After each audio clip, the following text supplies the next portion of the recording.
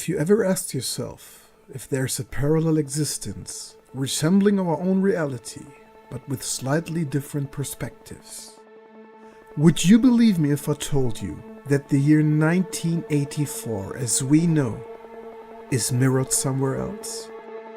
And would you dare to follow me on this journey and find out if our mind has simply tricked us, or if our deepest dreams and desires finally become true?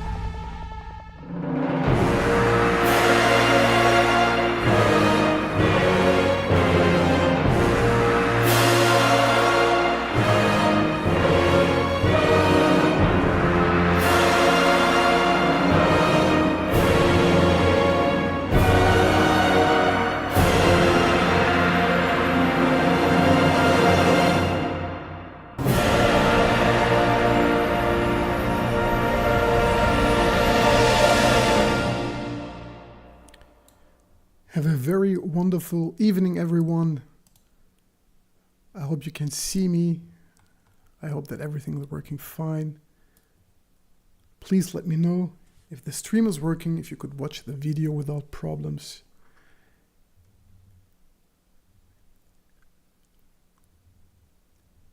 I think there might be a little lag, but please let me know if you can hear me.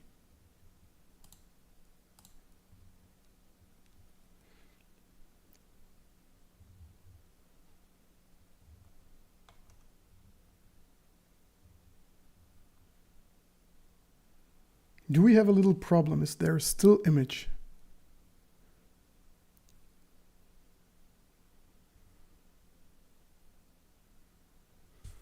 My camera might be crashed. Just a second, please, but we will get this solved very soon.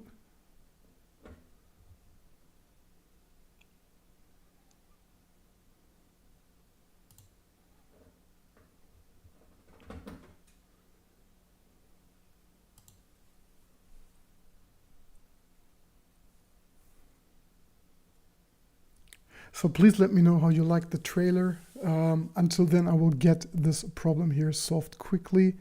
I'm not sure why it's not working, because I just did the test a few minutes before. And I think there is a little YouTube problem. It could also be my software. I hope it is not. Is the image moving at all?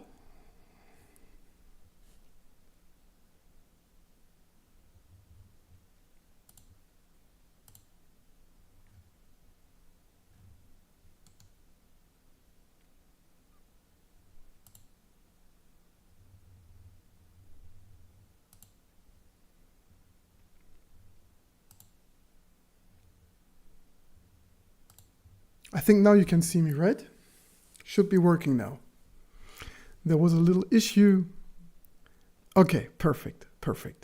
So, a little late, but first of all, welcome to the live stream tonight. I hope that you could watch the video without problems, that you enjoyed the trailer, because this one is something I dropped earlier than expected, but I thought that the live stream today is a good occasion to show it. So, in around 80 minutes, this trailer will also be available on YouTube as a regular video, but you were the first ones to watch it, and I hope that you have enjoyed it. Thank you for your feedback. Thank you very much. 1Q84 is coming to a universe, to put it short. So at 16th November, this will be the next documentary that will be dropping on this channel. I'm currently working on this documentary now. So today we will talk about the book. We will also talk about the documentary. You can ask as many questions as you want about the film. This will be a little, let's say, a little bit bigger than the Kafka on the Shore documentary we did before. But before we dive a little bit deeper, let me know how you are all feeling, where you are from. I can see that Richard is hopping in from the UK. Good evening to you. Stavros, good evening to you, and also to Liz. Please use the live chat, talk to each other. Let us know what you are currently reading, what time you got, and if you all had a wonderful week. So here, the days are getting longer and longer because summer is finally coming. So we had a little cold days in between, but finally it's getting warmer. 20 degrees we had today, with a little bit of rain here in West Germany, but overall good weather.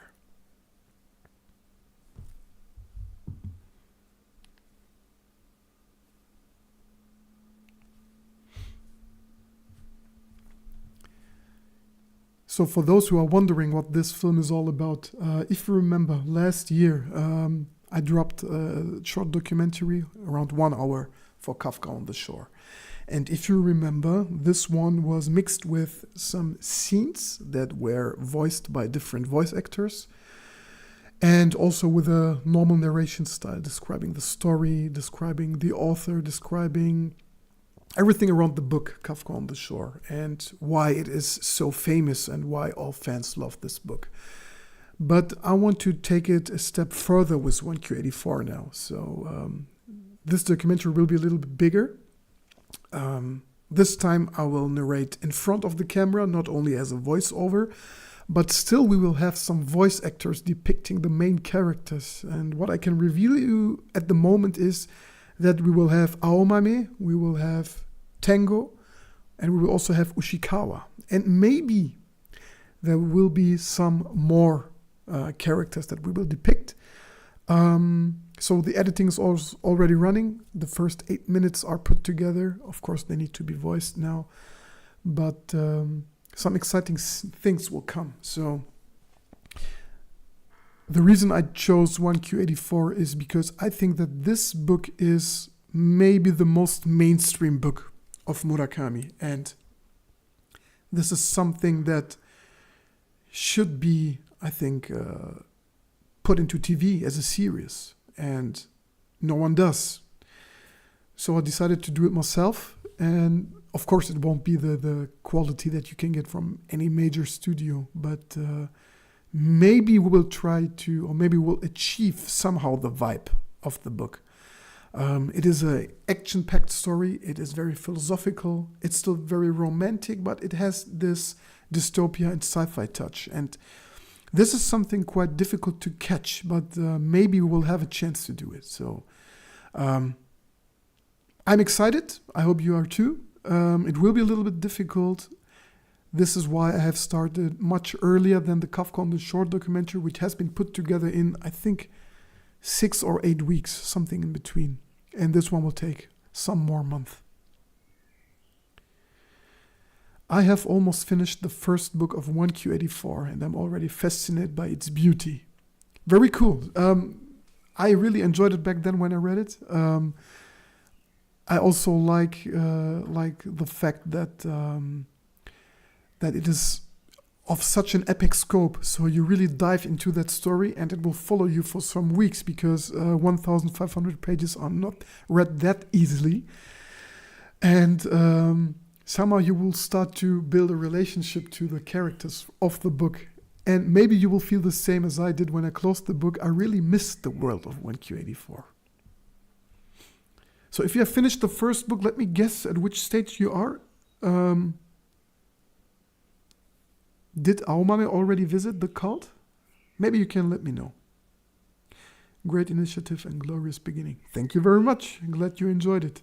It was a lot of work. It's still a lot of work to do. But I think you can't do justice to Murakami with low work, let's say. It is always high effort you need to put in there. But it's something I love to do, so it doesn't feel like work, actually. By the way, who of you has already read 1Q84? Is here anyone who hasn't read it yet? Because then we will avoid spoilers. I don't want to spoil anyone. Stavros, you are at book 2 right now, so I won't spoil too much, but I think you know the basic story, and I think that you are at a good stage. So you will recognize the names I am dropping. So, rereading Kafka, just waiting for the new book in English. Kafka is always a very good reread. Yeah, and The City and Its Uncertain Walls is something we are all waiting eagerly for. I also can't wait. Unfortunately, no news yet about the translation. I got the news that the Turkish translation will be out next summer, so summer 2024. This has been announced on Instagram by the Turkish translator, but I didn't have any feedback yet from the other translators, like Jay Rubin, or I'm not sure if Jay Rubin is still translating or if the English translator has changed yet. Still no news for German translations, French. But there are some more news emerging about the story of the book, because a lot of reviews are out now, of course, in Japanese, or of those who can read Japanese. And the feedback is very good so far. So the story somehow reminds of Hardball Wonderland, more the end of the world passages, but the feedback is quite good. And it also has some elements of Norwegian Wood. So let's see. It will be romantic again, just as 1Q84, which is, from my point of view, a very romantic story as well. And it has this action-packed romance. So you are really, really feeling the characters and you want them to have a good time.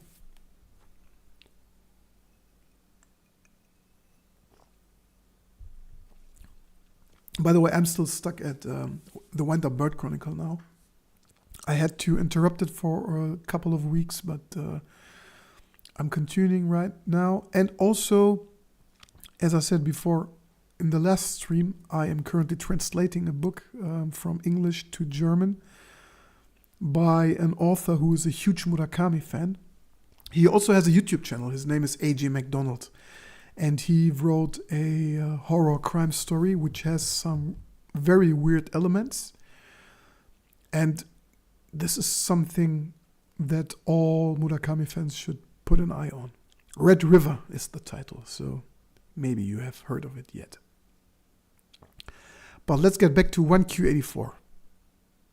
And 1Q84 is, as I said, some sort of dystopia, but also with the typical magical realism mix that we know from Murakami. So he sets the story back in Tokyo in 1984.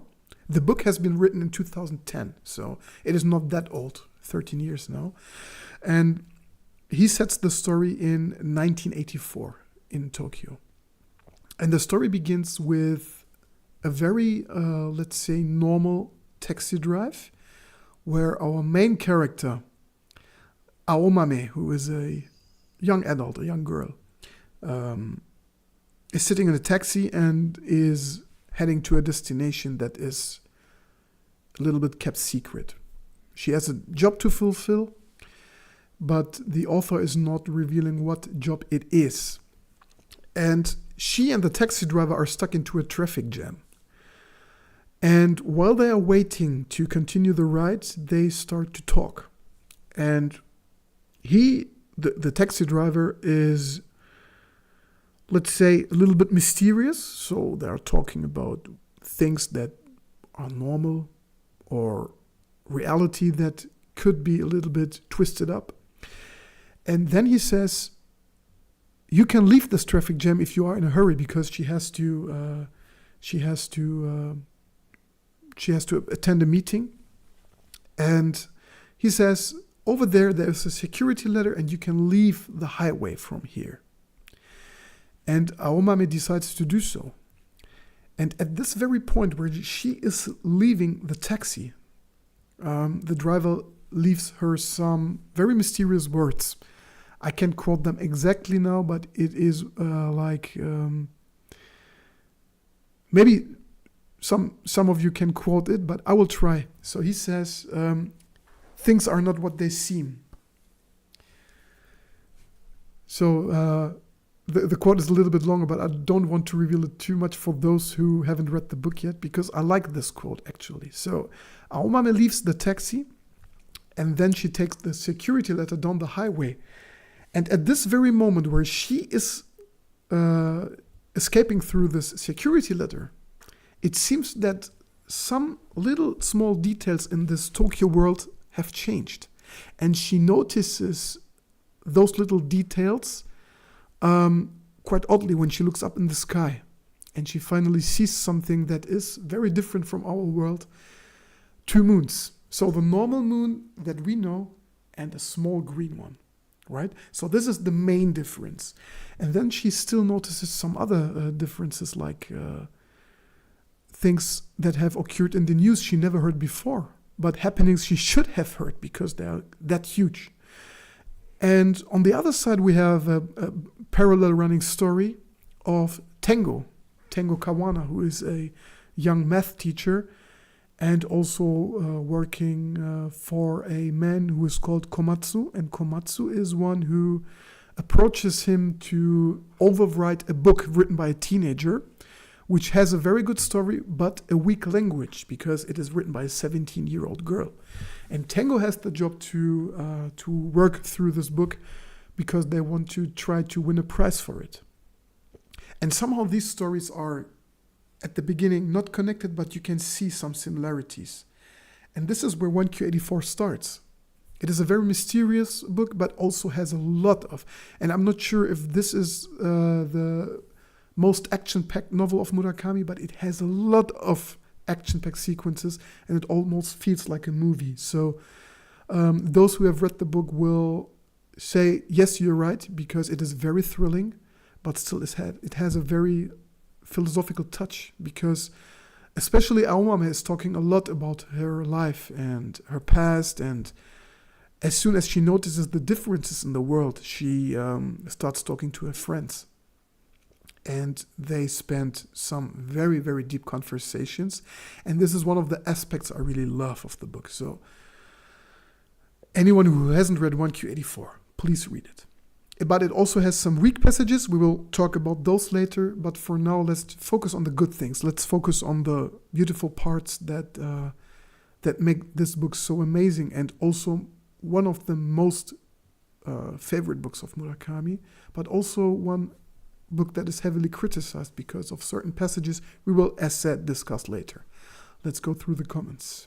Good evening also. Good evening, my friend. I hope your thoughts are still free. I hope you have a wonderful evening. I hope you had a great week. For me, The Wind Up Bird Chronicle is his best work so far. Enjoy. Thank you very much. Yeah, it starts off very strong. Very, very strong. And I think,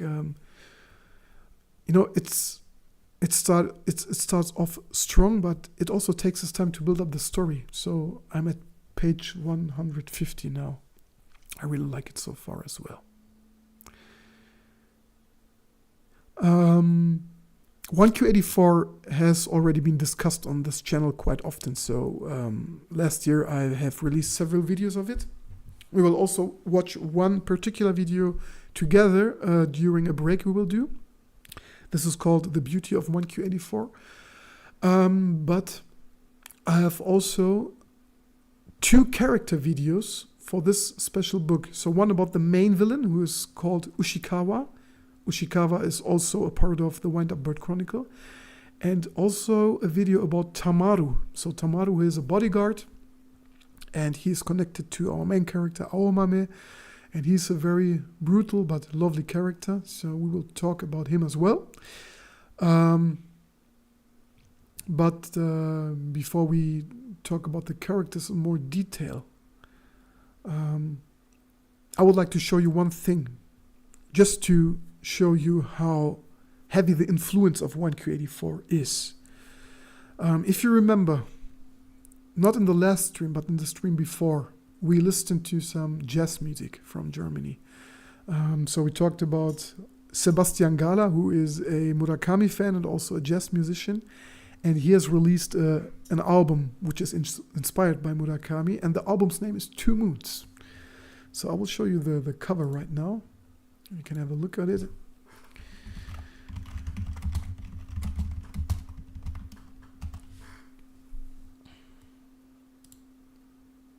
So, no paid advertising yet, but something we need to mention.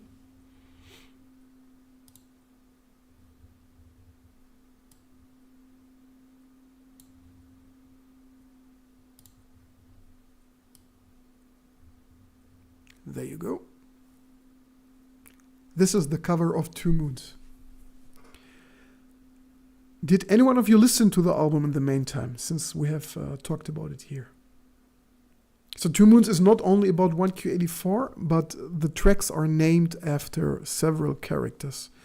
We have a track called Kafka Tamura, we have a track called Colonel Sanders, but we also have some Girlfriend with Magical Ears, Aomame, Naoko, Crow. So everything a Harukist needs. By the way, very good album. I can recommend it to any one of you. Okay, but let's go on with 1Q84. So as I've said, the trailer that you have watched will be released in around 1 hour on this channel. If you like to, we can watch it again. If not, just let me know. Let me describe you how the project is built up. So, as in the Kafka on the Shore documentary, I will use a lot of stock footage, but not only this time. So, the Kafka on the Shore documentary has been put together with stock footage only, nothing else. Solely stock footage and my own audio. This time I will record some additional footage. So, there will be a narration by me, and this will be under the 2 moons. So while I am talking to the camera, I will stand below the 2 moons. Of course, they are not here; they are not real. But we will use some effects for it. At the moment, I'm working lonely, but as you know, those who have read 1Q84 yet know that there are certain characters that are called the little people. And the little people will be there in an animated style. So I am working with a visual artist who does some really cool animations. There are, let's say, sketches or drawings, so it is not CGI or something. But this will be featured as well. So it will be a mix of real footage, additional footage, and also animated footage, because Little People is something you need to do an animation of, and I can't do CGI because I'm not working for a major studio or something. That is a private project. It's a fan-made project, but I think you will see creativity of a lot of people, not only by me. So the voice actors, we are having great voices. You heard the voices before in the Kafka on the Shore documentary. The animations will be done by a very young, talented person. Then we will have the additional footage below the 2 moons, and maybe this will inspire you as well. Let's go through some comments. Is there still possibility to collaborate with you for the pre-production if you're open to add some illustration and animation in the live action mix? What coincidence we're talking about right now.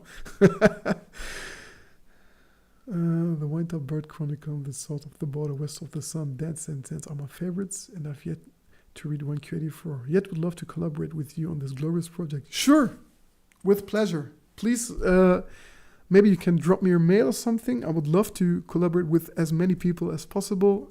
There's still space in the project.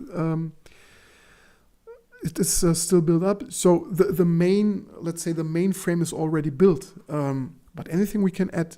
So the script is complete, but still we have a lot of space for creativity. So with pleasure, a lot of pleasure. So maybe you would like to drop me a mail. Let me leave you my mail here in the comments, and then please just text me what you have in mind.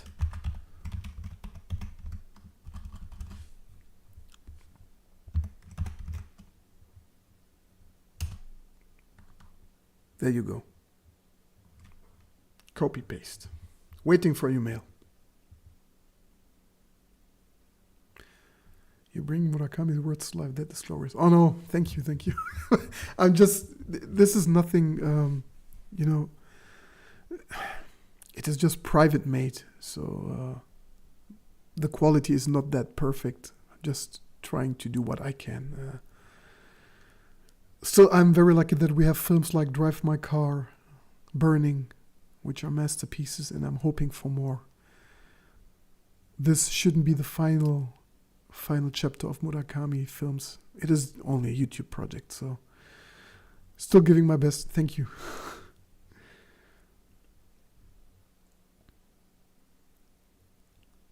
Thank you. All right.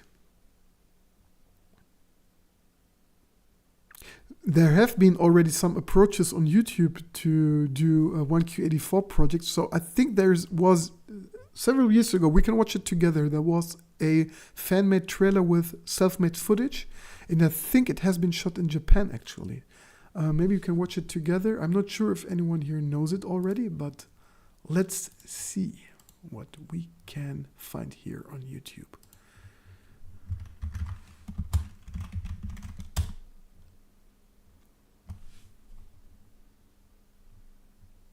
Yeah, there it is.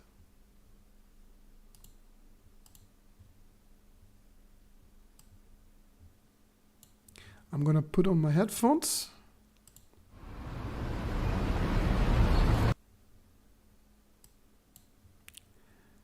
And it also catches the vibe. Very cool. I like it. Let's see.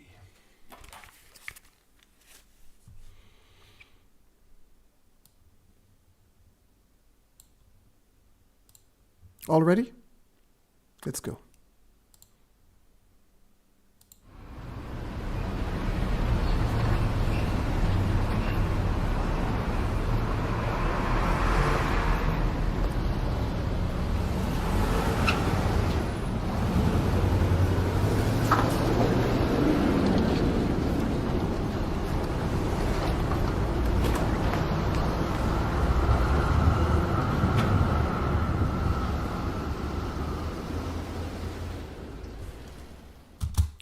By the way, that's the quote I've been talking about.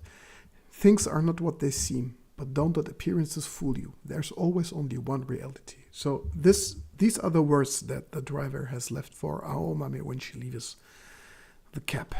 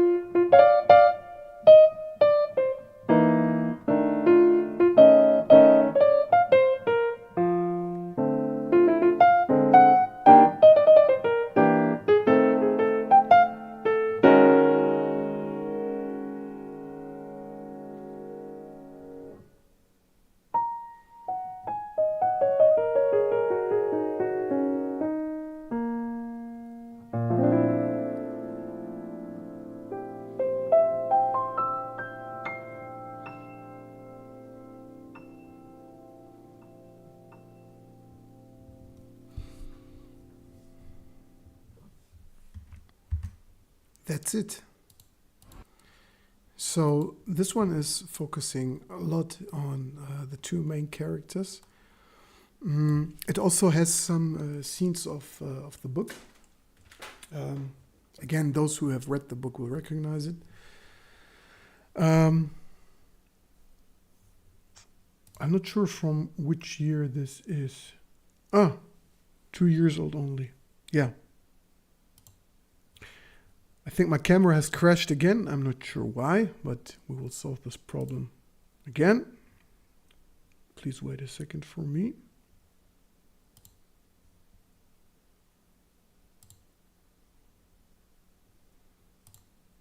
There we go. All right, we got some new comments. Let's go through it. Quality will find its way. It is the emotion behind the vision that matters. I hope so. Yes. There's a lot of emotion in it. I'm putting everything in it.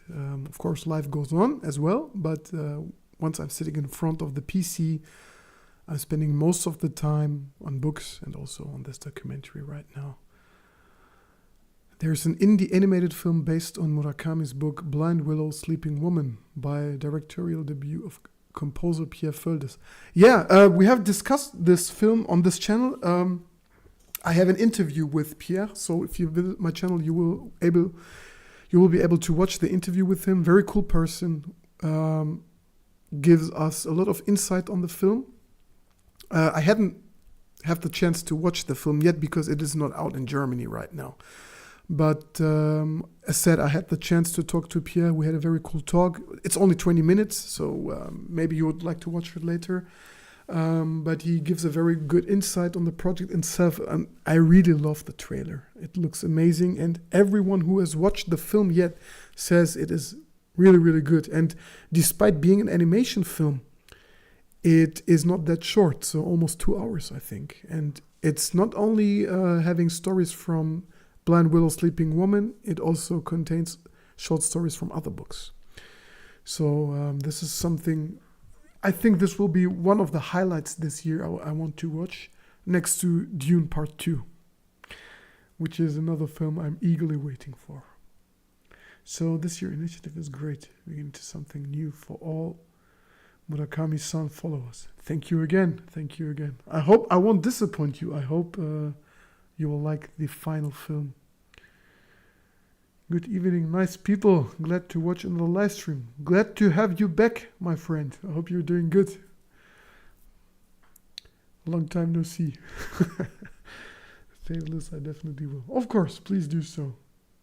We will have some more podcast episodes, by the way. So the talk with Pierre was part of a podcast. It is called Convo on the Shore. We have 3 or 4 episodes so far. 3, I think. The next podcast will come in a little bit more than a week. So next week, Sunday, we will record a new episode. This time I'm having a talk partner. So another YouTuber who is discussing Murakami on his channel quite often. He's from the US. Very cool guy. And we will talk about something that is heavily discussed when you talk about Murakami. So the subject will be, is Murakami a repetitive author? And does he have some weaknesses? And I think it will be a very interesting discussion. So yeah, just wait a few days. But before this video, we'll have again another video. So tonight we will have, it's only 50 minutes left. In 50 minutes, we will have trailer number 2 of the 1Q84 documentary. And then you can expect on, I think, Tuesday, Wednesday, Thursday by latest, you can expect another short interview with Carson from Denmark. So Carson is an artist who has produced a little Murakami frame, right? So this is a small miniature rack with several books and figures of Murakami, so everything that is inspired by Murakami. And the very interesting thing is that this rack he made its way to Haruki Murakami's office in Japan. So he has it at his home. So it has been forwarded there as a present. And I didn't know this before, so he told me this during the interview. So it was a very cool short talk, around 20 minutes, I think. But the video will be up next week. So very cool guy. I think you can like the outcome. Hope you're all doing good. You are looking good today. Thank you, my friend. You're looking good as well. I had a very stressed day. So we had to, we're moving in August, and it is a little bit stressed right now. So the wall behind me, you won't see it that much again. So this will all change because we are moving. We only have less than 3 months left here at this flat. We are moving to a little bigger home. And this makes space for a new Murakami studio. So I'm very excited about it. So I will put some nice pictures on the wall, a bookshelf, everything very Murakami themed, but also another authors, some vinyls as you can, as you can see here. Also some movie posters, some more Murakami wall arts from Paul. And yeah, today was a little bit stressed because we need to get a new couch. So we have decided to buy a new couch, and we finally got one. And of course, there are some more things to do. But it is some sort of positive stress. It is fun. Of course, in the evenings you are very tired, but somehow these are things that make you enjoy life because you're building something together. And yeah, it's quite cool. It's quite cool. Absolutely, but it's still bigger than Dune 2. Yeah, everything Murakami related is bigger than Dune. Maybe Star Wars. What is bigger, Star Wars or Murakami? I can't really decide because Star Wars is a big part in my life since I'm a kid, and Murakami is a big part of my life since I'm 30, but he has changed a lot with me. So if you would ask me what I should decide for, if it's Murakami or Star Wars, or maybe Dune, because Dune is also a major part of my life, I couldn't decide. Very difficult. You're doing a great work there, bruv. Greetings from India. Connecting with you soon to bring illustration and animation in our little Murakami's massive world of possibilities. Of course, my friend. Thank you very much. Greetings back to India. Thank you for tuning in. Despite the time difference, I really appreciate that you are sharing your free time with me. Sounds great. I'm stoked seeing your new room. Yeah. I will need some days to build it, but it will be a lot of fun because then I will have my own space. So this is actually my living room right now. So this is a 2-room apartment. So in Germany, when we are talking about flats, 2 rooms means 1 bedroom and 1 living room. And then in addition, you have the bathroom, you have the kitchen. But with 2 people, it's not that much space. So normally this PC is in the bedroom when I'm working at the home office, but this is something you can't show in a live stream. So every time I'm doing a live stream here, I'm carrying my PC right here into the living room because I have this background which looks a little bit better and not so private. So for me, the live stream starts 1 hour before because I have to build up the equipment here and the setup, and yeah. So this will be passed very soon. There will be a special room which is always ready for a live stream, and of course we can then higher the frequency of the live streams. So we will have more live streams, maybe on a weekly basis, maybe also not only on Fridays, maybe Wednesdays or Thursdays. Just let's see how the time frame works, but we will definitely have more live streams because it will be less work for me. Still like your Baby Huey vinyl in the background. Awesome tune. Yeah, one of the greatest. Gone Too Soon. I really love it. It is also actually one of my first vinyls because I started collecting them quite late. Funny thing is I don't have a vinyl player right now. My last one was broken and I didn't have time to buy a new one. So maybe with the new flat, we will have much more space. I'd say Möbius and Miyazaki-san, all alike. Interesting take. Yeah, definitely. So let's go on with 1Q84. As I said, I have discussed this book quite often on the channel. We have a video called The Beauty of 1Q84, which is a non-language video, so pretty much like the last one I showed in the stream for Colors Tsukuru Tazaki. So this is a video that shows some of the characters, that shows some inspiration by the book, so it is not exactly what is happening in the book. Often these videos are something that just goes through my mind while I'm reading the book. This is one of the major videos. Then I have a review, which is called The Unbearable Greatness of 1Q84. And I will explain you why I think that there is an unbearable greatness of this book. And then, as I said, we have two another videos. One is about Ushikawa, which is the villain of 1Q84. And then we have one of my most favorite character from the book, who is why do I forget this name right now? I think it's too late. Tamaru. Yeah, Tamaru, the bodyguard of Our Mommy. So I'm not sure if I have discussed a book on my channel more than 1Q84. Only Kafka on the Shore. But not only because of the scope, so the book has more than 1,000 pages, but because the story is so epic, right? But somehow every huge masterpiece also has space for weaknesses, and we're going to talk about them right now. I'm not sure if you can agree with me, but I think that one major weakness of this book is female portrayal. And I'm not talking about the scope of female characters in this book, because female characters in movies nowadays are heavily discussed, being too woke, being like something pushed into the story just because a somehow hidden agenda wants to have more female characters in a story, or strong female characters. This is something you can find in a lot of discussions. So you will agree to me that since several years we have more strong female characters in books and in films, which is something I think is nothing new, because we always had strong female characters.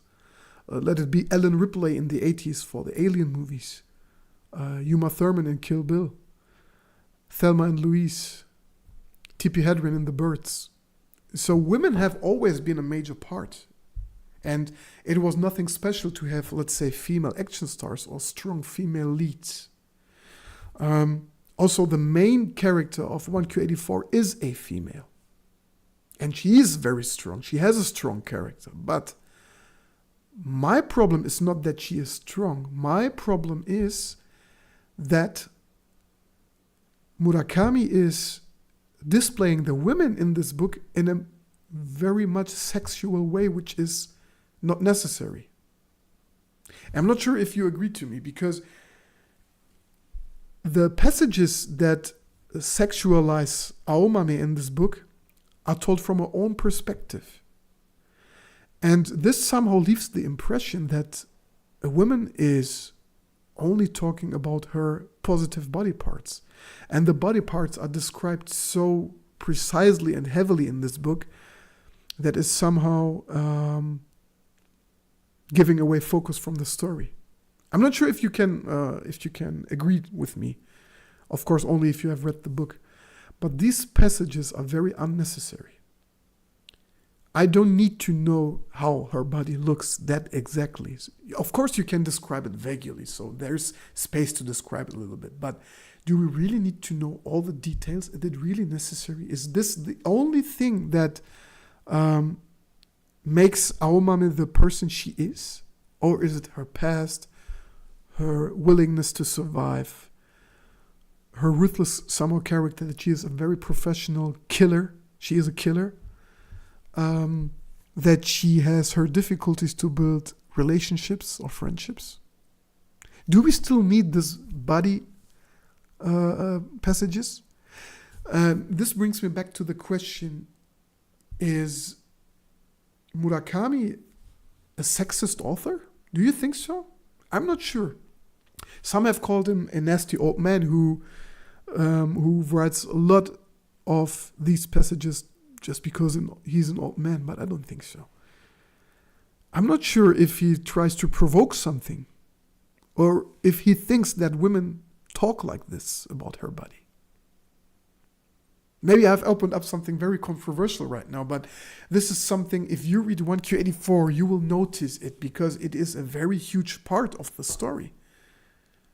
But I don't think that these passages are necessary, as said. There are so many things happening. We have so many characters. We have a wide range of action, of philosophy.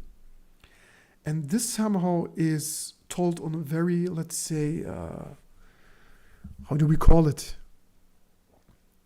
Not a deep surface. It doesn't make justice to the rest of the story, in my opinion. But still, and this is something I have said in my review,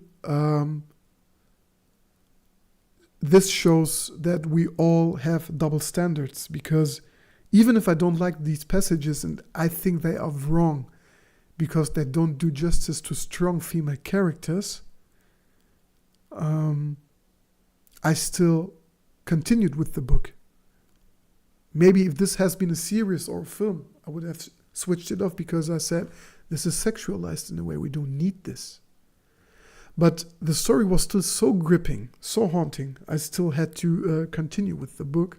And this is why I called it the unbearable greatness, because it is great, but still somehow unbearable, right? Let me know if you can agree to it. Right now, I'm searching for some Murakami-inspired posters or postcards. Only found some at AliExpress. Damn. One recommendation by me, go to Etsy and visit Blickgestalt. Maybe you have noticed it before in the videos before. So this one over there is from Blickgestalt, made in Germany. Movie-like Murakami posters. So he has posters for 1Q84. He has posters for Kafka on the Shore. Dance, Dance, Dance, I think, Hardball Wonderland, Killing Commendatore. So they look really, really cool. I think you will find some more on Etsy. Probably he writes what he observed or comes from his experiences without being a protagonist or participant. I'm not sure. I think it was a huge problem because, did we really need these passages? I think a woman is much more than her body. This is what I actually think. I even watched a video of another YouTuber who has read a lot of Murakami, but he then quit in the middle of 1Q84 because he said, I can't take this. Enough is enough, he said. So I'm not sure which YouTuber it was, but I will find the video, I think. And so he finally said, I quit with this book. And I'm not sure if he has read Murakami again. Still, I love Murakami. So this is, of course, I'm criticizing it right now, but it doesn't mean that I won't read him again. I still love him. He's still my most favorite author, but I have my difficulties with these passages. I take them as they are. The story is still great, but I'm not sure if you really need it.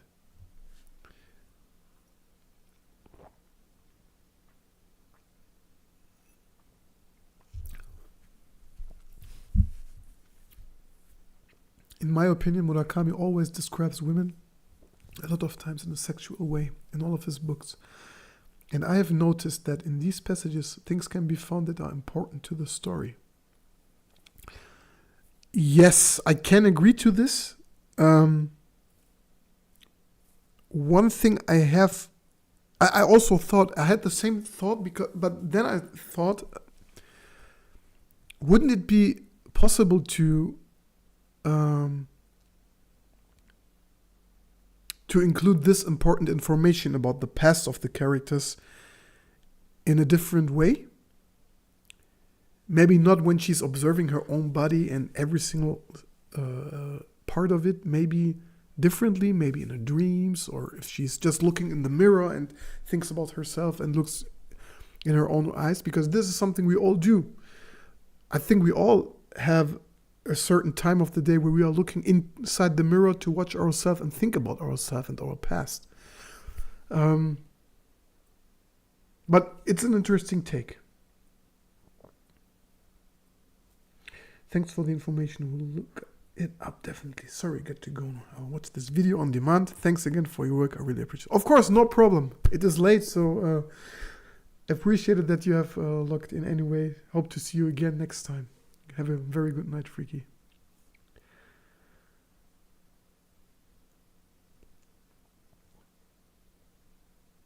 What I can tell you is that these passages won't be a huge part in the film. So I don't think, as I said, I don't think that they are necessary. So I won't put them inside the film. And they also took a lot of, a lot of pages that we didn't need. Not sure. Alan says, do you think the book would have the same impact without it? Frankly speaking, yes, because the story is so thrilling. Of course, there have been a lot more discussions because of these passages, but I think the book has received more praise without the passages, because this is something it is discussed so heavily and is causing, let's say, a lower rating than it would have get without these passages, maybe. Of course, every promotion is good promotion. But I think the story and the characters live for themselves and they don't need such passages. They take profit because they are good characters, and they take profit because the story is haunting. And we finally want to, to get these riddles solved. We want the characters to feel good, even if they have very bad sides. And this is also something I really like about the book, because our characters that we love and that we are building a connection up to have very negative sides. Let it be Aomami, let it be Tamaru. Maybe they are the bad guys. It's always a point of perspective. And this is something that is a very strong point for every book. If you can write ambivalent characters that have different faces that make you think, why do I like them, even if they have bad sides? Just for example, do you know the movie No Country for Old Men? A very good movie with a very good villain, played by Javier Bardem, I think. And he's such an asshole in this film. A very ruthless character, emotionless killer. But you're so fascinated by him, you don't want to see him die because you want his story to continue. And this is a very, very strong sign for a good story written by a very good author. So if you can build up a story like this, it speaks for a very good storytelling. Well, that I can agree with. Obviously, there could have been other way to deliver the information. Yeah, maybe, but it's still, the book is as it is. I think we all have read it. We all like it. We have to take it as it is. Maybe my criticism was a little bit heavy, sounded a little bit heavy. I still love the book. But yeah, of course we need some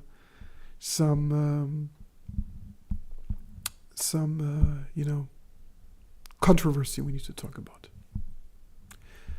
Probably that what Svetlana said. It could be a part of the story to be gory and in a perspective beyond an author, where the author becomes the character.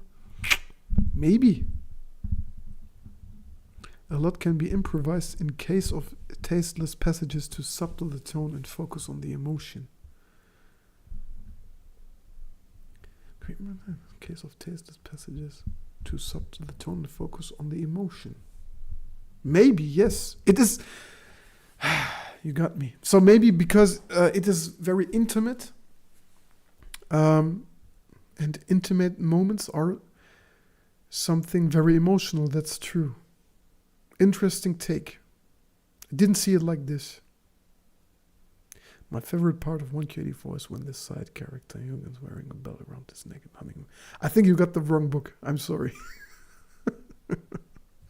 So we have some trolls here, which is fine. No problem.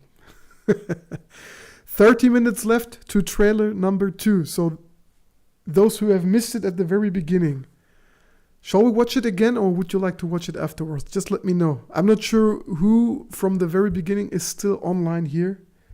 We can watch it again, but if it bores you, no problem. We will do a break anyway with another video, so just let me know. Let me know what you think. We still got a lot of work to do. So the script is finished, yes, but as long as the movie is not out, we can edit some stuff in. So if you would have a special wish for the film, let me know.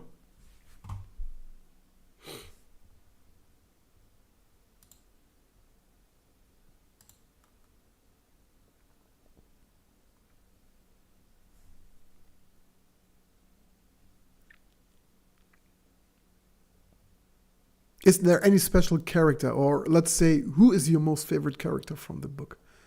What was your most favorite chapter?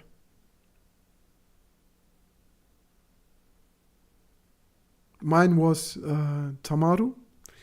So Tamaru is the bodyguard of the so-called doorwagger, so the old lady that gives our mommy her contract kills. And Tamaru is a very brutal giant, very strong. But what I really like about him is the way he talks to Aomame. So he's something like a very close friend, a gentle giant. And reminds me of a person from my own private life. This is why I like him a lot. But again, he is also a bad guy. And if you manage to write a character that has bad sides, but that you still like, it is a very well-written character. Or if you have another favorite character from another book, just use the chat. You can talk to each other. This is a Murakami live stream, not my own live stream, so we can talk about anything. But of course, the main focus is on 1Q84 today.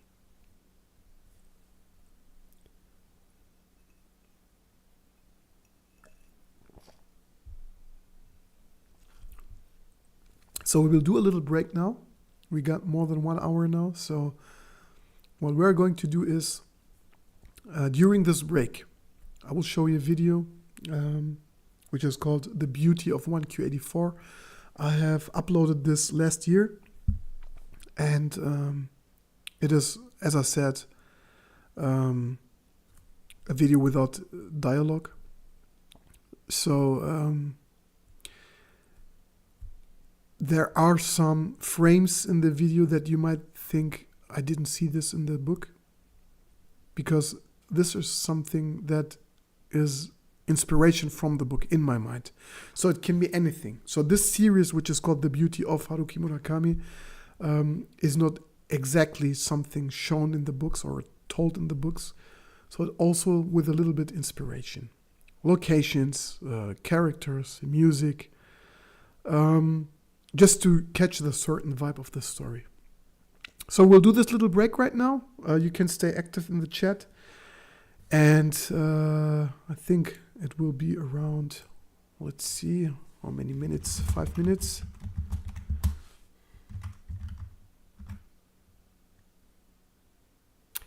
Seven minutes 44.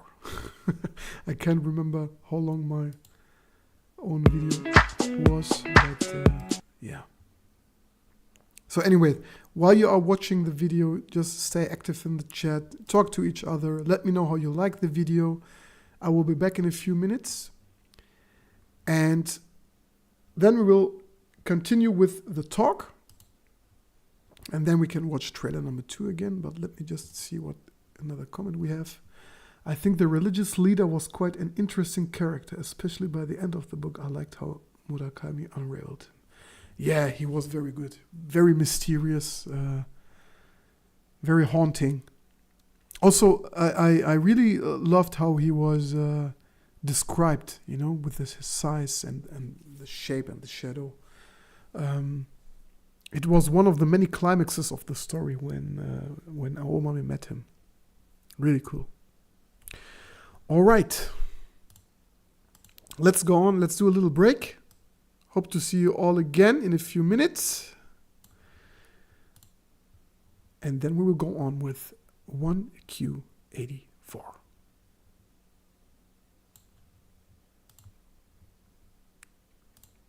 See you in a few minutes.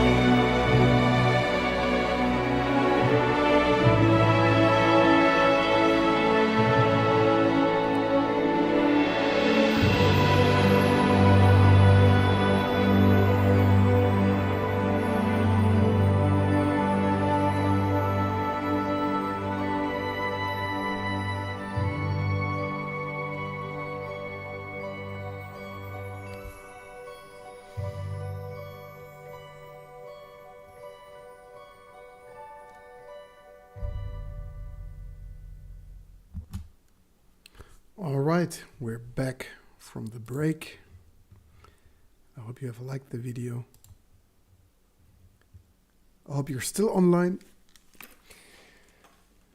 I can see we have some new comments. We're going through them.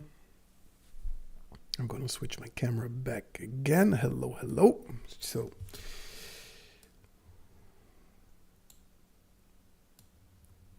there we go. All right, let's see. His characters are very personal to him. They all go into real depth, male or female. Maybe you think that's why he's building up so intimate passages, right? Yeah, I can somehow relate to this. But I think...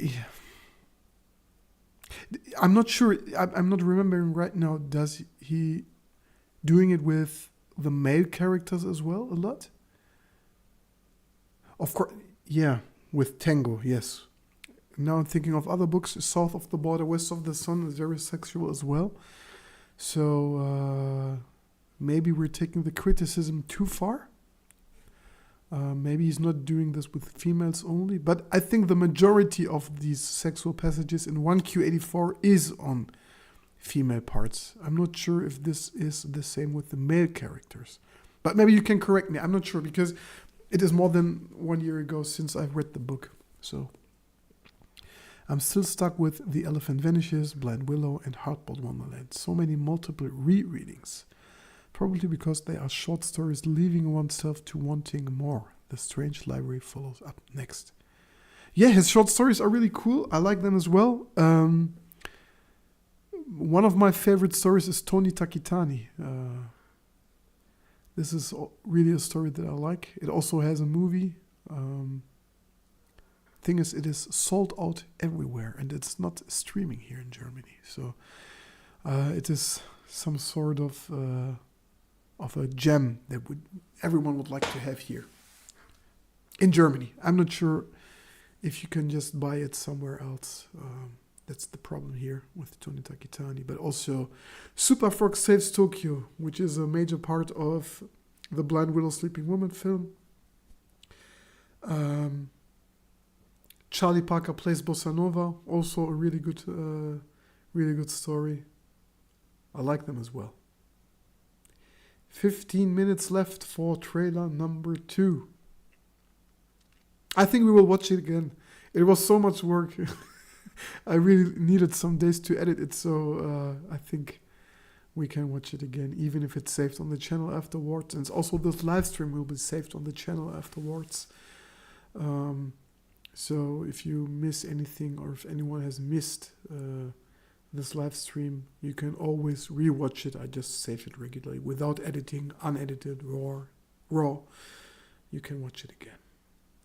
It's on DVD. Okay, I see. Maybe you can send me one because it is sold out here in Germany. I can look it up right now on Amazon to see. I don't think it is possible to purchase Tony Takitani at the moment. Or maybe at a very high price. Tony Takitani DVD. And it's also not on Blu-ray. So the first... Okay.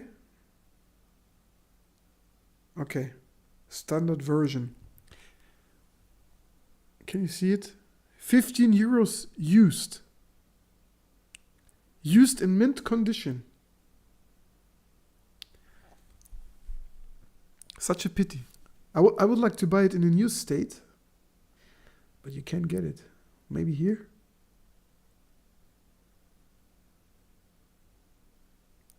Okay, here we got the UK version here, which is 32 euros. Someone has to re-release it. It's a pity. But something really cool is that you can watch Drive My Car for free because it is on Mubi. So Mubi is is an own channel, but it's also a sub-channel on Amazon Prime. And you can do a 7-day trial for free. So anyone who hasn't watched Drive My Car yet, go on Mubi, do the 7-day trial and watch the film. 3-hour masterpiece that feels like 1 hour only. Really, really, really good movie. By the way, has anyone of you watched already Blind Willow Sleeping Woman? It's out in the US, in the UK, France, and Japan, I think. But not here.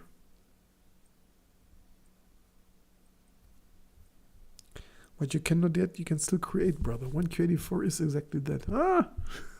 It won't be the film we all want to see. It will be a documentary only. And yeah.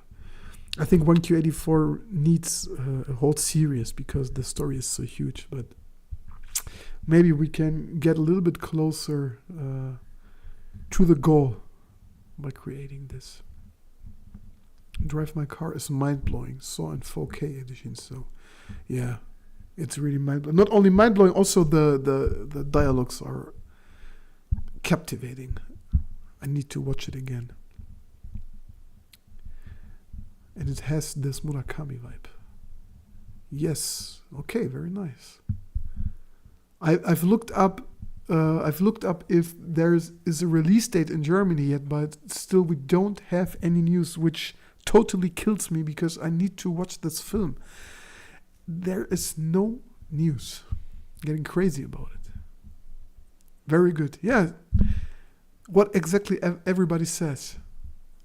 Everyone loves this film, which makes it more difficult to wait for it. The funny thing is that the voice of the frog, of the super frog, is the voice of Pierre, of the director. So he has voiced him himself. But I could only hear the samples from the trailer and not from the final outcome. And then it's still open if the film here will be released in a dubbed version or in the original version with subtitles. Because normally in Germany they used to dub every movie because we have very, very, very good voice actors here. Really famous voice actors. And they often contribute to the success of the Hollywood actors here in Germany. But for example, Drive My Car hasn't been dubbed here. It is available in Japanese with German subtitles, which is a huge benefit because I think Drive My Car is a film that you need to watch in the original version because of the different languages they're speaking there. So we have Chinese, and then we have sign language, for example. And this is a film you should watch in the original version as it is intended to be, because language is a very important part of the story itself.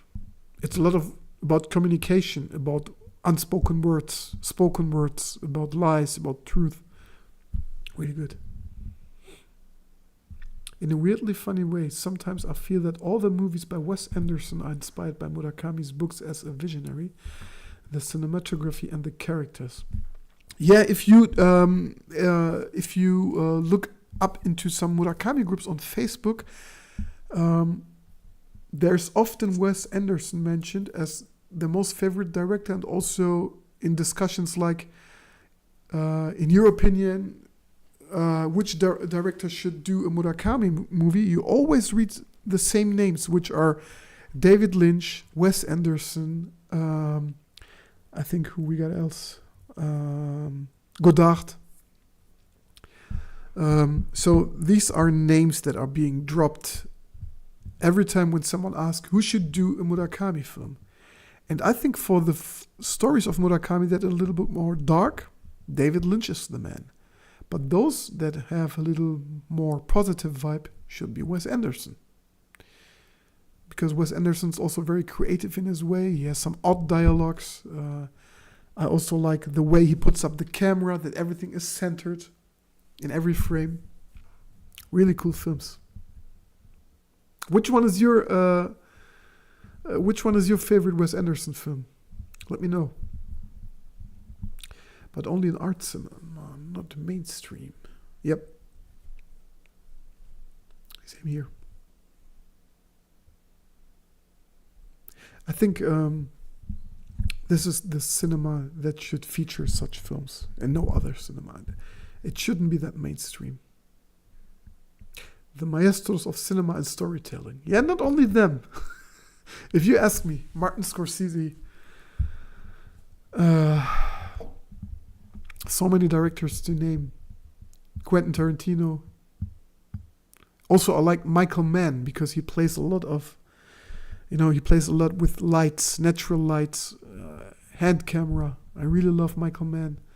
Of course, Denis Villeneuve, maybe the best director we have now. He's a visionary. Wes adds humor to the tumor. Yes, definitely.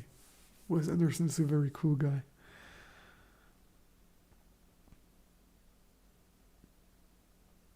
I think there was an approach to do a visualized version of Kafka on the Shore, but I'm not sure which director it was. But it was a French production company.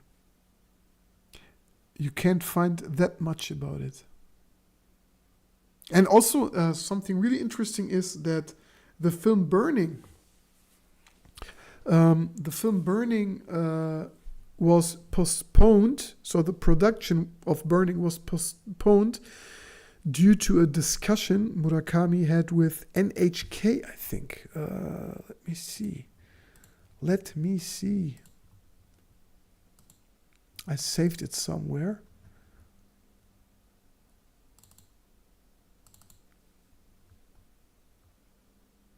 Yeah. So NHK was also a major part of 1Q84. So there was a fee collector, if you remember. There was a fee collector who was walking from door to door to collect the fees for broadcasting. And NHK is a real company in Japan, so it is a huge broadcasting company showing news and everything. It is a public television company, and you have to pay fee for it. Same here in Germany. And NHK back then has met with the director Lee Chang-dong, so the director of Burning, and they asked him to create a movie based on a short story by Haruki. And this was one of the art projects in which NHK collaborated with international writers for works based on novels by Murakami. And then they wanted to start filming in November 2016. But it has been pushed back because Murakami had a problem with NHK. So he didn't have a problem with Lee Chang-dong. He only had the problem with NHK. And it is unknown up to date what the actual problem was, what the discussion was. But there was a problem. They got it solved. But therefore, they needed to push back the production start to 2017. And that's why we got the movie in 2018. I mean, it's not that huge problem. So it was only released a year later. But I'm really interested to know what the actual problem was. So it seemed the problem emerged from the side of Murakami and not from the side of NHK because they wanted to do the movies. Maybe it was because they wanted to take a huge influence on the story. I'm not sure.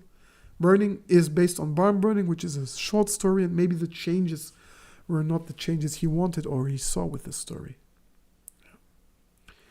It's a draw between the Fantastic Mr. Fox and Bottle Rocket. Not the Grand Budapest Hotel. It's the narrative. Mine is actually Grand Budapest Hotel. Because of Ralph Fiennes. Cool movie. Burning is yet a fire. Yeah, I like it as well. I watched it back in the cinema in 2018. And the pity was that a lot of people left the cinema because they were bored by the film. And I was about to shout at them because it's a shame. It's really a shame. You shouldn't watch this film if you're not okay with the slow pacing. I mean, the trailer was obvious. There was nothing hidden in the trailer. It was obvious from the beginning what sort of movie this is. So I can't understand how one can be, that harsh to leave the cinema. So how much time do we got left? 1.5 minutes for the trailer. Who's still here? Who's still hyped? Who wants to watch the trailer? didn't catch the stream from the beginning, let me know. We can rewatch the trailer again.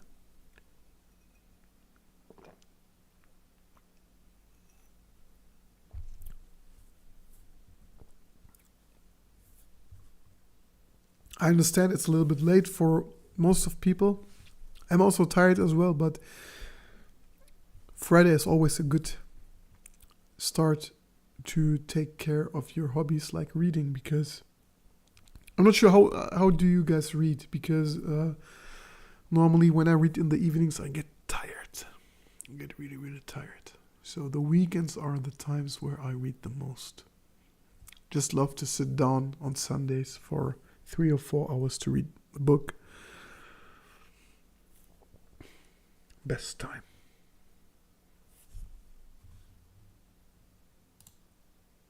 Let's see. 30 seconds. If you ask me how much time I needed to edit this trailer, it was 4 days. For 3 minutes of footage. How are you incorporating music to this movie? The music is done by Scott Buckley. He is an artist who makes solely music for this type of project. So it's royalty free. You only need to quote him in the credits. They are released under Creative Commons attribution. So it is made for independent artists. He doesn't take any money for it. He lives from donations. And this is why I always want you guys to donate for him, because his music is really, really good. He's an Australian living in Sweden, and he does some cool music. So 11 p.m. the trailer is out. We will share it in a minute. We will watch it together.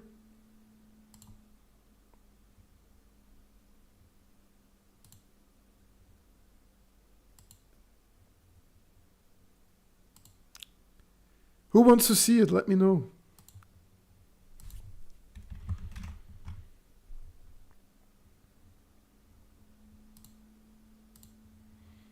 Who wants to see it?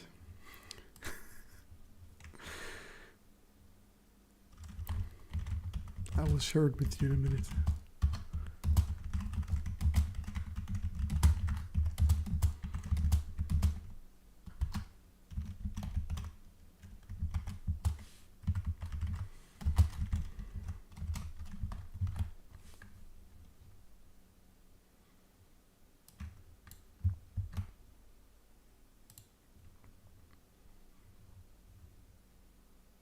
Still anyone up?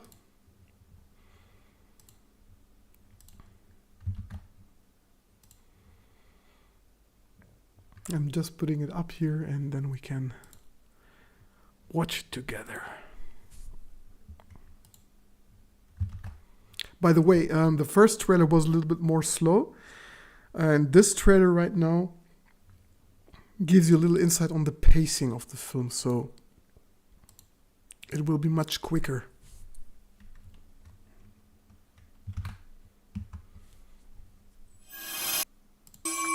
Of course, not too quick. We need to tell a story here, but somehow we need to catch the vibe. So if you guys are ready, we can start watching it. Let me put on my headphones. And the funny thing is that my camera has crashed again. I don't know what is happening today. It's really, really...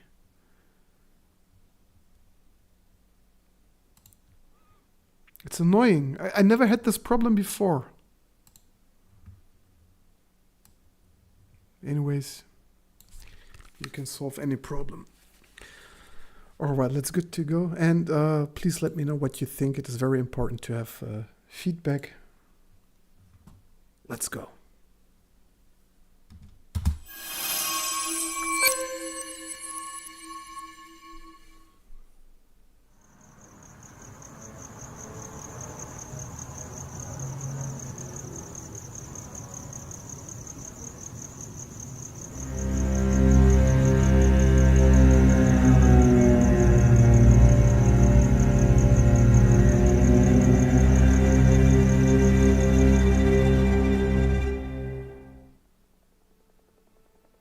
Have you ever asked yourself if there's a parallel existence resembling our own reality, but with slightly different perspectives? Would you believe me if I told you that the year 1984, as we know, is mirrored somewhere else? And would you dare to follow me on this journey and find out if our mind has simply tricked us, or if our deepest dreams and desires finally become true?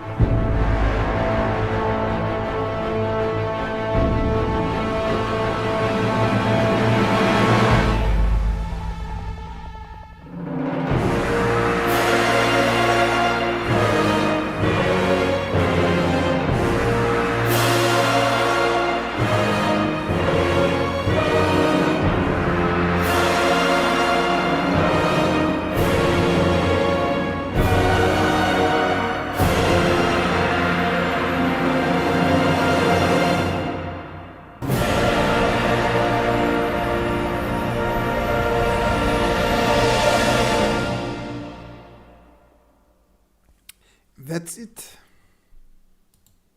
That's it.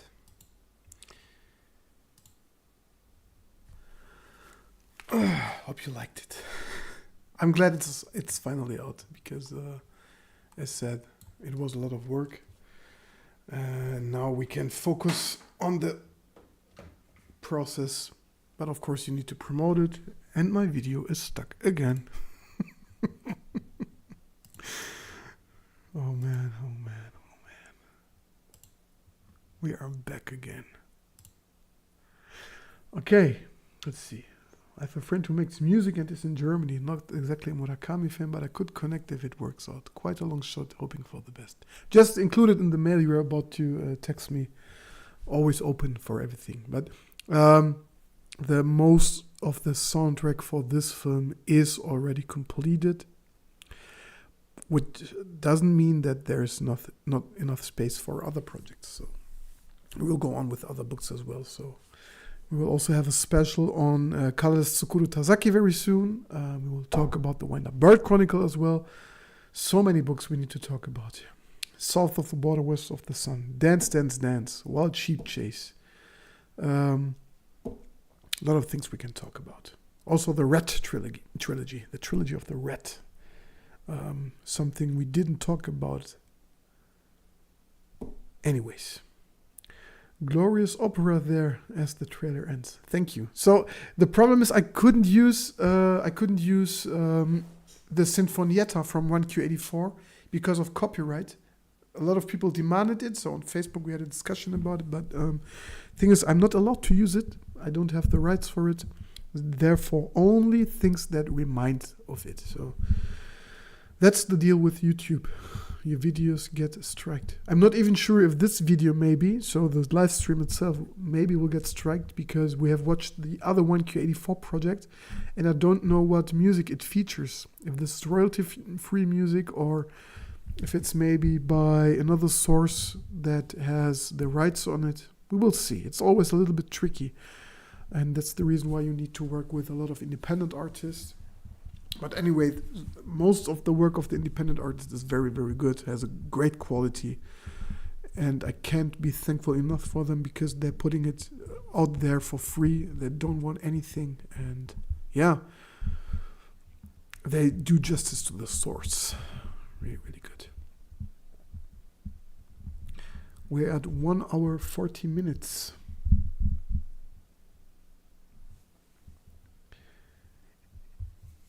Any other books we can talk about? If there are any subject you guys would like to talk about? I have almost finished my bottle of energy here because I need to stay awake.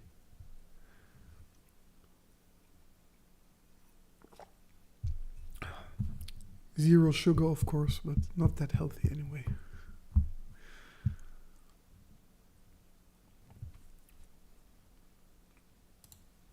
Let's see what else news we got about Murakami.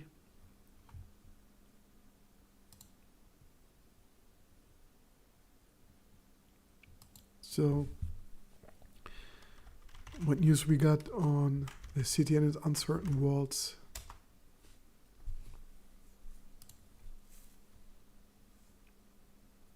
Maybe other stuff. So he's currently in the US.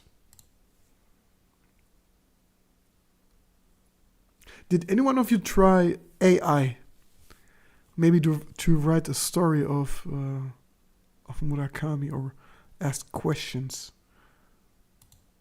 We can use the time to ask AI to write a sequel for 1Q84. Or maybe you have some questions we can ask the AI. I always thought of it. Let's see.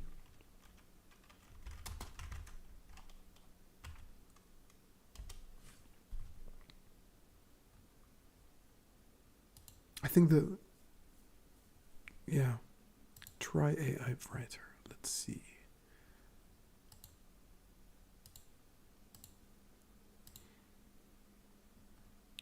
There are more and more artworks coming where people say, "Dear AI, please make a picture of Kafka on the Shore," for example. And the AI takes all the information it can get. From sources online, and the outcome is very impressive. Somehow it's worrying, of course, and the sad thing is that a lot of authors get replaced by it because it is not a real creativity. It is coming from online sources, but still it's very convincing. Let's see.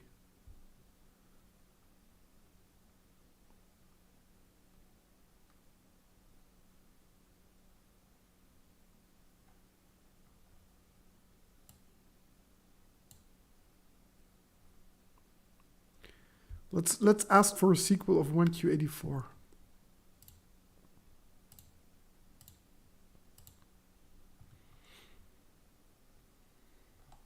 ChatGPT maybe? Shall we try ChatGPT? Did anyone of you try it?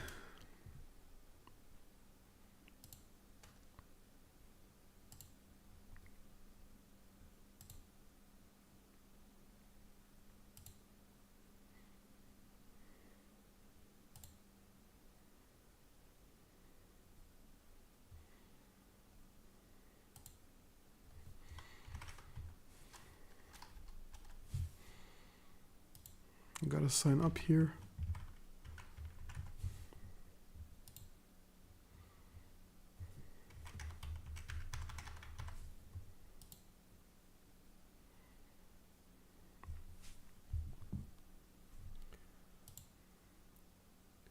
Against AI all the way. It's not human enough and has no heart and soul. Yeah, but maybe we should be afraid of it. Just like in all the movies where humanity is fighting machines. Maybe this is the beginning, like Terminator.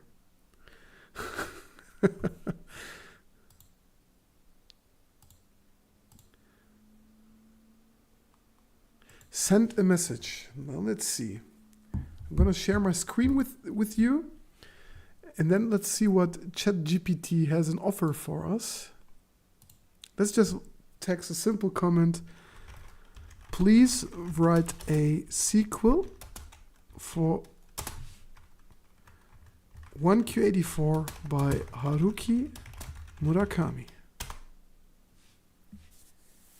Note, spoilers ahead for those who haven't read 1Q84. Okay.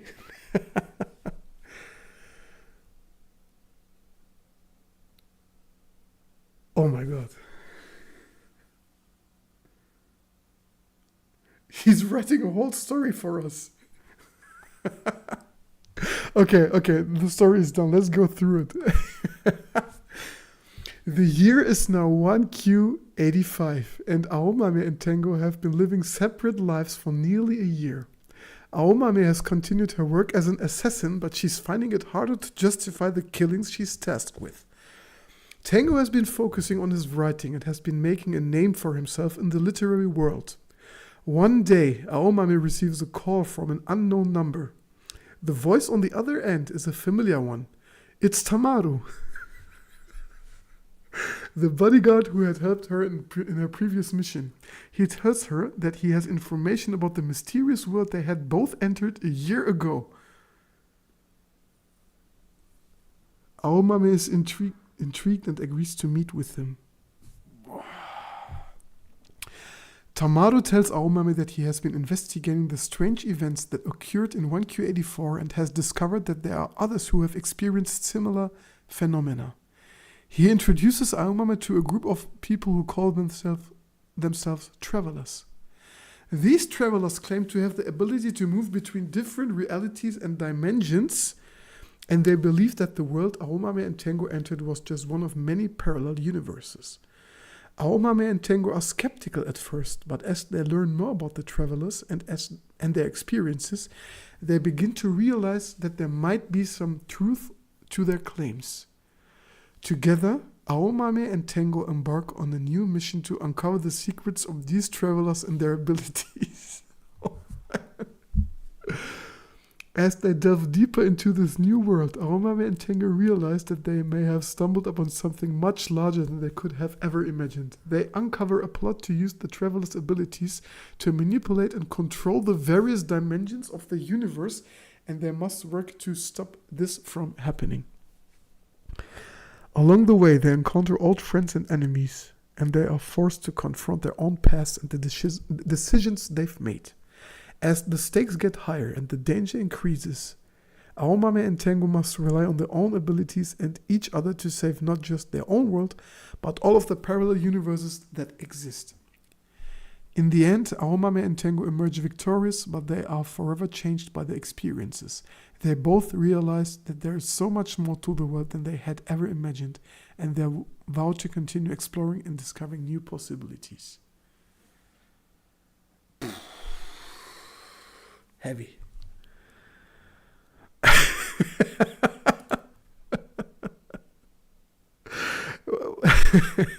What do you think? Of course, the second part is very, basic. It's something very simple. It's always the same thing. They discover dangerous people and happenings and so on. But the first part was very cool. That they live apart, they're not meeting each other. And then Tamaru approaches Aomame and contacts her because he has found out some things. On that note, Murakami-san quits writing and retires. Yes, I bet you can say so. But this is somewhat very, very funny. Maybe we can ask for a sequel of Kafka on the Shore. Shall we do something like this? We still have a little bit time left. Let's do it. Let's ask for a sequel of Kafka on the Shore. Come on. I will save this. New chat. Please write a sequel for Kafka on the Shore by Haruki Murakami. Let's go.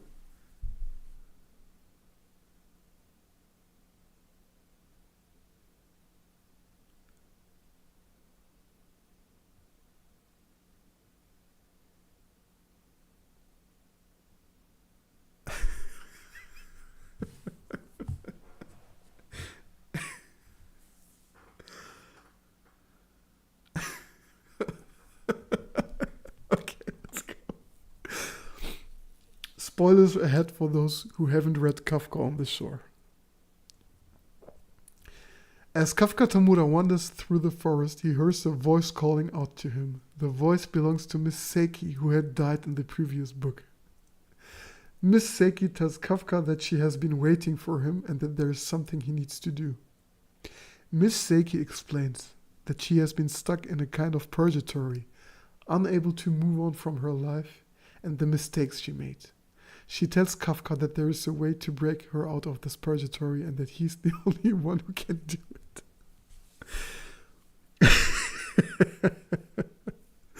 Kafka is hesitant at first, but eventually agrees to help Miss Seiki. She gives him a list of tasks to complete, which will require him to travel across Japan and meet a number of different people.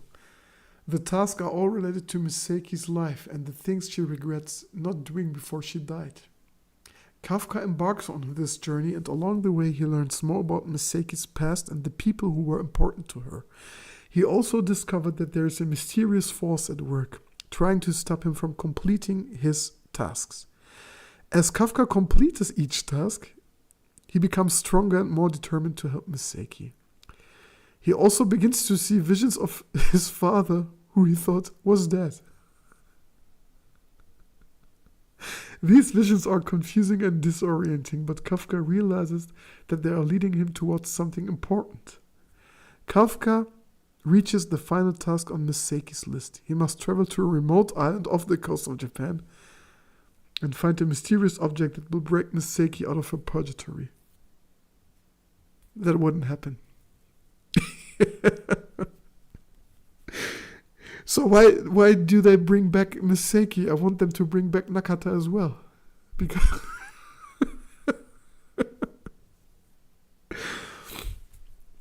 this is somehow like a bad sequel where they bring back dead characters for the sake of fan service. This is a good example if Haruki Murakami would be part of the Marvel Cinematic Universe, maybe. Crazy stuff.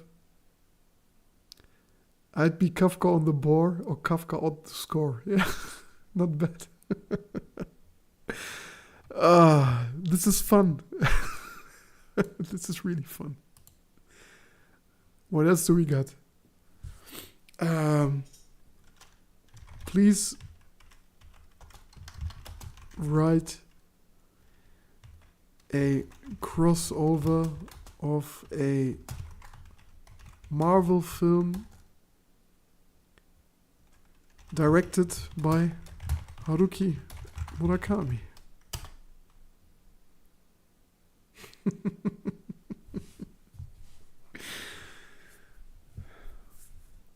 I'm not sure if the audience here in the live chat likes Marvel. I like Marvel, but of course it is not, it doesn't have anything to do with literature, but I think it is very interesting to see what an AI does with the material it has online with Murakami. Let's see. Surreal Avengers, a Haruki Murakami and Marvel crossover.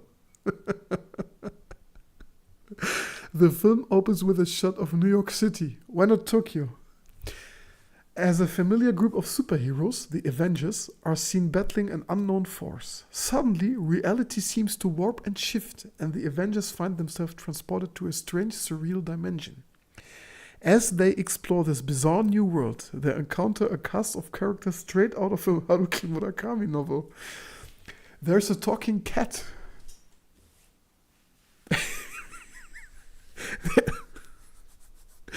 There's a talking cat who guides them through the dreamlike landscape, a woman with a third arm who seems to know more than she's letting on, and a man who can't seem to remember his own name. As the Avengers struggle to make sense of their surroundings, they realize that they're not just fighting an external threat, they are also grappling with their own inner demons. Captain America confronts his own past and his role in perpetuating the systems of oppression he's fought against, while Black Widow struggles with her identity and the sacrifices she's made for the greater good. Meanwhile, Iron Man and Thor find themselves drawn to a mysterious woman who seems to embody both light and darkness. That's Miss Saki. So Iron Man and Thor meet Miss Saki. She challenges their beliefs and forces them to confront their own flaws and shortcomings. As the Avengers navigate this surreal world, they come to realize that they can't defeat the external threat without first confronting their own fears and doubts. Through a series of bizarre and often unsettling encounters, they each undergo a journey of self-discovery that ultimately leads them to a deeper understanding of themselves and their place in the world. The film ends with the Avengers returning to their own reality, forever changed by the experiences in this surreal dimension. As they face new challenges and continue to fight for justice and truth, they carry with them the lessons they learned in the dreamlike landscape. Lessons about the power of introspection, the importance of connection, and the need to embrace the unknown and the uncertain. Okay. Yeah. That was quite fun. I think this AI needs to read the book. Yeah, definitely. It is. You can notice here the disadvantages of AI. So it only relies on some summaries it can find online and then mixes it with the characters you can find, and it's always something from the surface, dreamlike, surreal, magical realism. So this is something everybody can find if he googles Murakami. So no big deal. But somehow it's still funny what crossover it generates just within a few seconds. But I think the very first passage of the 1Q84 sequel was quite cool. That it continues in 1Q85. Now that is exactly what elaborates that I cannot replace a legend like Murakami ever. Yes, of course. No soul. Nothing special. You can really see the disadvantages here. So of course it is somehow maybe threatening because it can replace blog posts. It can regenerate, videos that maybe look very real. For example, there are a lot of videos with fake politicians that seem to have said something they never said. It may replace journalists. I think this will happen some days. So you will have a lot of blogs that are completely generated by AI. Also, you will have short stories completely generated by AI, but they can never, ever replace the soul of a real novelist. Never, ever. No chance. Tell me what you want. But no. Because they always need to rely on something that is available online. And I don't think that they ever can, generate their own dreams, just like Murakami does, because this is exactly what he says. I can recreate my dreams and write them on paper. And then I just follow the story. I just let it evolve. And no AI can do that. Never, ever. Yeah. Okay, we almost got 2 hours. Who is still awake? Who still has power? I'm noticing that I'm slowly getting tired, but still, this was quite fun. Maybe we can do it more often. We can write a sequel to Norwegian Wood. We can write a sequel for A Wild Sheep Chase. Why not Bird Chronicle? Maybe a sequel for Drive My Car. We can do this more often. I also promised you back in January that I will do a live stream of a Murakami game that I will play. Didn't manage it yet because there were some more important projects, but maybe we can do this in the next stream. So there's a game called Memoranda, and it is based on Murakami's short stories. So maybe we will play this in the upcoming stream. I'm a gamer, yes. I'm not a good gamer, so if this is a game with a lot of riddles, it could be boring sometimes. So I'm still thinking of it. Maybe we can do it. But still, we will need to cover other subjects. We will need to talk about the Wind-Up Bird Chronicle. We will need to talk about Blind Willow, Sleeping Woman, the film itself, as soon as it is out. Until then, we will have a lot of more podcast episodes. Some essays, some reviews, a lot of things we can talk about. Murakami's scope of subject is almost endless. All right. I think we're good to go for tonight. I think we have it. Still a lot of work to do, but not today. I will go on with the editing of the film. I will keep you inside the process.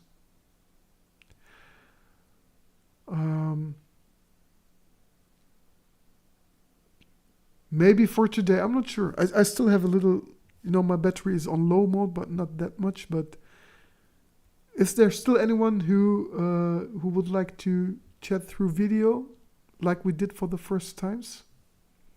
But I think we're only a few people here, so the possibility is there, but we can also do it next time to have a live discussion, maybe, if we have some more people. Could be something interesting. If not, I think we can come to an end for today. Absolutely great YouTube event tonight. No worries, get some rest, bro. All in good time. Thank you very much. Thank you for participating in the live chat. It was a joy talking to you. Hope you have enjoyed it, every single one of you. I hope I didn't bore you. It was not that content-filled as we had last time. Last time we talked about the city and its uncertain walls, so we had a lot of more to talk, but it's also always a question of time because we all live in different time zones. So maybe next week I will do a little bit earlier, so people from Asia who are up to 7 hours ahead from me can also join. Of course, always a question of work. I have a day job as well. Then we have people from the US who are some hours behind, who are still working right now because they are in the afternoon right now. But we will find some matching time zones. This shouldn't be a huge problem. Anyways, thanks everyone for hopping on. Hope you have enjoyed the stream. Have a wonderful evening ahead. And for those who are still in daylight, have a wonderful day ahead. I hope you will have a great start into the weekend. See you next time. We still got a lot of things to talk about. Until then, take good care of yourself. Never stop reading. And of course, never stop to read Murakami. Have a good night, everyone.